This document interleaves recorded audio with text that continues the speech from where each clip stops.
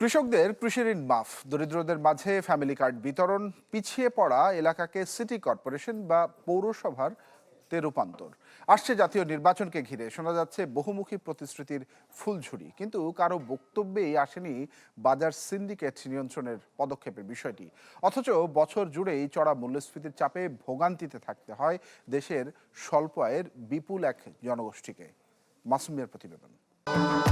ভবিষ্যৎ হোক নিরাপদ, বিনিয়োগ হোক বিশ্বস্ত, আর আমার পছন্দ সল্ট বে। ওয়েলকাম টু সল্ট বে।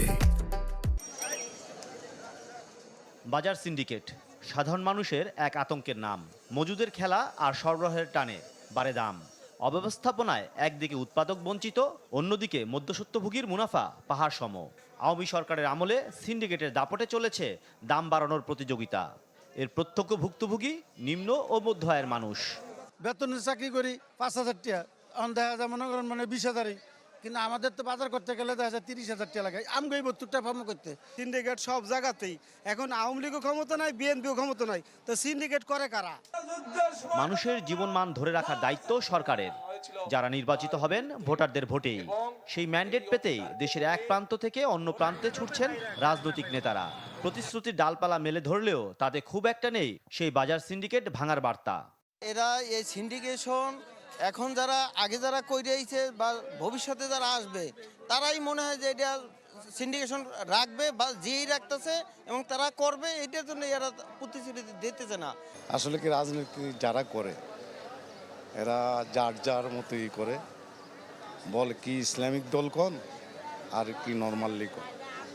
তা আসলে জনগণের কথাটাকে ডিপলি কেউ চিন্তা করে না।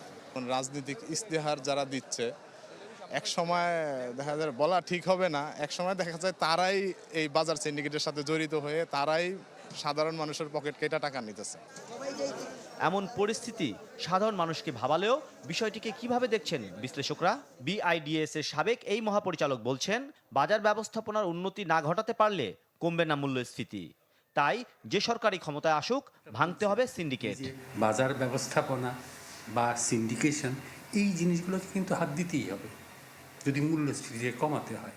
কাজেই এটা কিন্তু পরিষ্কার যে সরকারি ক্ষমতায় আসুক না কেন, তাদের কিন্তু এই বাজার অব্যবস্থাপনার যে এখন বিষয়গুলো রয়ে গেছে, এগুলোকে হাত না দিলে তারা কিন্তু মূল্যস্ফীতি কমাতে সক্ষম হবেন না এবং আপনার সাধারণ মানুষের স্বস্তির জায়গাটা তৈরি করতে পারবেন না। ভোটের পর সব দল একসাথে বাজার সিন্ডিকেট বন্ধে কাজ করবে, এমন আশায় দেশের মানুষ। মাসুম মিয়া, চ্যানেল 24, ঢাকা।